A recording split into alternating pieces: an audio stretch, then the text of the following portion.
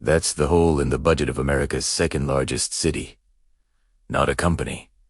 Not a small town trying to survive. Los Angeles. The entertainment capital of the world. The city of dreams. The place that sells hope to the entire planet, and it can't pay its bills. In March 2025, city officials gathered in council chambers to discuss what they called an extraordinary situation. The city administrative officer used that exact word. Extraordinary. Because, in his decades of experience, he had never seen anything like this. A projected deficit of nearly $1 billion. 13% of the entire adopted budget. Gone before it was even spent. The room was quiet. Not the kind of quiet you get when people are listening. The kind of quiet you get when people are afraid. Within weeks, the mayor proposed laying off over 1,600 city workers. Police recruiting would be cut in half. Fire department expansion would be slashed. Animal services, building inspection, street repair. Everything that makes a city function was suddenly on the table. But here is what nobody in that room wanted to say out loud. This was under surprise. This wasn't an accident. This wasn't some unpredictable disaster that caught everyone off guard. This was years of decisions finally catching up. And the people who made those decisions, they're still sitting in the same chairs. Still making the same choices. Still acting like the next vote will somehow fix what decades of neglect created. Los Angeles isn't just facing a budget crisis. It's watching itself fall apart, and almost no one outside the city knows it's happening. To understand how Los Angeles got here, you need to follow the money, not the money coming in. That story is simple enough. Tax revenues fell. The entertainment industry contracted, tourism dropped. The pandemic disrupted everything, and the city never fully recovered. No. The real story is where the money went. Let's start with lawsuits. In fiscal year 2022, Los Angeles paid out $91 million to settle legal claims against the city. That includes police misconduct, broken sidewalks, dangerous intersections, city vehicles hitting pedestrians. To next year, that number jumped to $166 million. The year after that, $247 million. And this year, the city is on track to pay out at least $320 million, more than 3.5 times what was actually budgeted. That's not a budget line. That's a hemorrhage. $500 million in just 2 years. Gone. Paid to settle claims that the city caused harm to its own residents. And the largest category, police. The Los Angeles Police Department has cost taxpayers $384 million in settlements since 2019. Civil rights violations, excessive force, illegal searches, officers shooting people during mental health crises. One settlement alone was $38 million, a disability discrimination case that dragged on for over a decade. Another was $25 million. A jury found 2 officers used excessive force and violated civil rights in a fatal shooting. $20 million went to victims of the 2021 LAPD bomb squad explosion. Officers detonated illegal fireworks in a residential neighborhood. The blast injured 27 people and destroyed homes. But here's what makes this worse. The settlements aren't just coming from the public. They're coming from inside the department. Officers are suing the city too. It's called the LAPD lottery. In the last 5 years, Los Angeles paid out $68 million to resolve lawsuits filed by its own police officers. Sexual harassment claims, racial discrimination, retaliation against whistleblowers. One retired sergeant received $4.5 million after alleging he faced retaliation for reporting overtime fraud. An $11 million combined payout went to a married couple, bought officers who sued separately. The police chief himself has said officers are weaponizing the disciplinary system, filing lawsuits to settle grievances, knowing the city will eventually pay. And pay it does, because fighting costs money too. Lawyers, depositions, trials. The city's risk management system is overwhelmed, so they settle again and again and again. Every dollar spent on lawsuits is a dollar not spent on parks, on libraries, on street repairs, on the services that residents actually need. But the lawsuits aren't even the whole story. During and after the pandemic, the city gave substantial raises to employees. Police officers received $1 billion in increased compensation over 4 years. Civilian workers got another $1 billion. These weren't one-time payments. They were structural increases, locked into the budget forever. And when federal pandemic relief money ran out, the city was stuck. Higher salaries, fewer resources, no way to close the gap. One city council member said it plainly. "This crisis is one of our own making. We did this to the city." If you want to see what a $1 billion deficit looks like, don't read the budget documents. Drive the streets. Los Angeles hasn't repaved a single road since early summer 2025. Not slowed down. Not fallen behind. Stopped completely. 0 miles resurfaced. And according to the city's own budget proposal, they're planning to repave 0 miles next year. Let that sink in. The second largest city in America has stopped maintaining its roads. 25% of Los Angeles streets are in poor condition. That's according to the department responsible for fixing them, the Bureau of Street Services, which has been quietly renamed Streets LA, as if the rebranding would somehow fix the problem. Streets for All, a transportation advocacy group, found that Los Angeles spends half as much per capita on roads and sidewalks as New York City, half as much as San Diego, a third of what San Francisco spends, and it shows. Pothole requests jumped from 1,100 in March one year to 7,000 the next, a 6-fold increase. Wait times stretched from 1 to 3 days to over a week.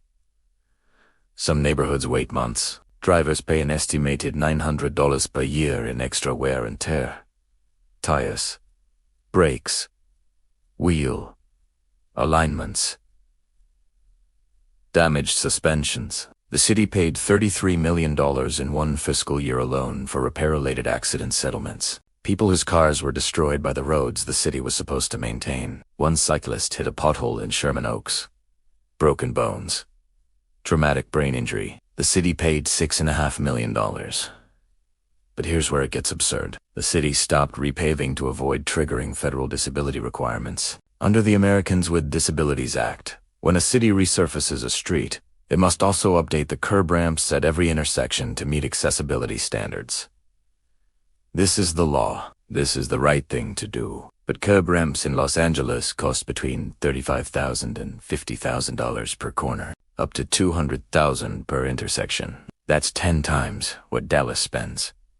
5 times what Beverly Hills pays. So instead of fixing the ramps, the city invented a workaround. They started doing something called large asphalt repair, patching portions of streets instead of resurfacing them. A term that, according to analysts, doesn't technically exist. The city made it up. Patching avoids triggering the ADA requirements, but patching is actually more expensive than full repaving because the same equipment has to be mobilized for less work, and it doesn't last as long. So the streets keep crumbling. The potholes keep multiplying. The city keeps paying settlements for the damage. All because fixing the problem correctly would require fixing the sidewalks too. Speaking of sidewalks, in 2016, Los Angeles settled a class action lawsuit brought by disabled residents for $1.4 billion over 30 years, the largest disability-assessed settlement in American history. 5 years later, an audit found the city had repaired less than 1% of its sidewalk parcels. At that pace, it would take 500 years to fix all the broken sidewalks in Los Angeles. If you request a sidewalk repair today, the estimated wait time is over 10 years. One city administrator described it simply: vacant positions do not fill potholes, but neither do the positions that aren't vacant. Not anymore. Budget cuts always start with promises. No police officers will be affected. No firefighters. Essential services will continue. That's what the mayor said when the layoffs were announced. But what counts as essential? The Bureau of Street Services lost $30 million in operational funding. 30% of staffing cut in 2 years. City sanitation lost $17 million. Animal services lost $4.8 million and 80 positions. Building and safety lost 31 positions. Parks and Recreation faced cuts so severe that the assistant general manager warned it would cut the core of the department's operations and threaten the safety and well-being of park visitors. Los Angeles now ranks 90th out of the 100 largest American cities for park quality, down from 26th in 2012. Only 62% of residents live within a 10-minute walk of a park. In San Francisco, it's 100%. The department needs $15 billion just to catch up, to reach the median level of service among peer cities. There is no plan to find that money. Los Angeles County parks face a $22 million budget reduction. Regional parks will limit operations. Swimming pools, boating, fishing will be restricted. Some facilities will only open on weekends. Street lighting is failing across the city. Residents report entire blocks going dark. Illegal dumping complaints jumped 36% in early 2025. 22,000 complaints in just 2 months. Library hours remain technically unchanged, but staffing reductions mean fewer programs, longer wait times, less help. The Investigation and Enforcement Division of Streets LA saw an 83% staff reduction. They're the ones who facilitate street closures for block parties and Cacalavia events. They investigate ADA violations with 83% fewer people. Most of that work simply won't happen. Traffic deaths in Los Angeles have nearly doubled since 2015. Over 300 people killed last year. Despite a plan called Vision Zero that promised to eliminate traffic fatalities by 2025, it's 2026 now. Deaths are still rising. Maserate, LA passed last year. Voters demanded safer streets, but the budget cuts the very departments responsible for implementing what voters approved. The irony is brutal. The city pays hundreds of millions in lawsuit settlements for dangerous conditions, then cuts the departments that could fix those conditions, which leads to more dangerous conditions, which leads to more lawsuits. It's a death spiral, and everyone watching knows it. But the cuts keep coming because the alternative, raising taxes, declaring fiscal emergency, admitting the scale of the failure, is politically unthinkable. So instead, the city quietly lets things fall apart and hopes no one notices. In January 2025, wildfires swept through Los Angeles. The Palisades Fire, the Eaton Fire. Together, they burned over 37,000 acres, destroyed more than 16,000 structures, killed 29 people. It was the most destructive fire event in California history, and it happened to a city that was already broke. The estimated economic damage ranges from $75 billion to $150 billion. Insurance industry losses alone could reach $40 billion. The cost to rebuild a single home in Pacific Palisades now runs between $400 and $700 per square foot. A 3,000 square foot house, at least $1.2 million, probably closer to $2 million. Many homeowners are their policies were written years ago, based on lower construction costs. Now they face gaps of hundreds of thousands of dollars. Recovery will take 5 to 10 years. That's the optimistic estimate. But here's what the fires did to the budget. Property tax revenues collapsed. Thousands of homes that used to generate tax income are now ruble. The city won't collect those taxes for years, maybe decades. Tourism dropped further. Visitors who might have come stayed away. The perception that Los Angeles is burning doesn't help the marketing campaigns and the city's request for state bailout money. $1.89 billion, framed as disaster recovery. But analysts note it's really about covering a deficit that existed before the fires even started. The fires became a convenient excuse, but they didn't cause the crisis. They just made it impossible to hide. Los Angeles leaders got plenty of warnings about overspending. They ignored them, and now they're using a disaster to rationalize a bailout for structural problems they created themselves. Other California cities face similar deficits: San Francisco and Oakland. Sacramento, if the state bails out Los Angeles, every other struggling municipality will demand the same. That's the slippery slope no one wants to acknowledge. In 2028, Los Angeles will host the Summer Olympics. It was supposed to be the ultimate redemption story. The city that hosted triumphant games in 1932 and 1984 would do it again. A no-build Olympics using existing venues. Minimal cost to taxpayers. That was the pitch. The reality is different. 28 transit projects were supposed to be completed by 2028. It was called 28 for 28. As of late 2025, only 3 are finished. 7 are under construction. 10 won't be done until after the game's end. The city is committed to over $50 billion in infrastructure investments. LAX modernization costs $30 billion. Metro transit projects cost $20 billion. The convention center expansion costs $2.6 billion. La 28, the organizing committee, has allocated $1.4 billion for temporary venue infrastructure. All of this must be ready by summer 2028, a little over 2 years away, with approximately half the work completed. The games were advertised as no cost to taxpayers, but negotiations about actual costs are still ongoing. The city's already projecting $1 billion budget shortfall that doesn't include Olympic expenses. One civil rights attorney warned city leaders, Los Angeles cannot afford an additional $1.5 billion hit in 2028 because city officials inadequately protected taxpayers in 2025. The mayor and city council are trying to fast-track Olympic construction. They passed an ordinance allowing temporary projects to bypass zoning regulations and planning approval. Critics worry this opens the door to unrelated developments being pushed through under the Olympic umbrella. Meanwhile, basic city services crumble. Streets don't get repaved. Sidewalks don't get fixed. Parks deteriorate, employees get laid off. But the Olympic venues will be ready. The city is betting everything on 2028. Betting that the games will bring a flood of tourism revenue, that the world's attention will restore Law's image, that somehow the spectacle will justify the neglect. It's a gamble, and if it doesn't pay off, Los Angeles will be left with shiny venues and broken streets.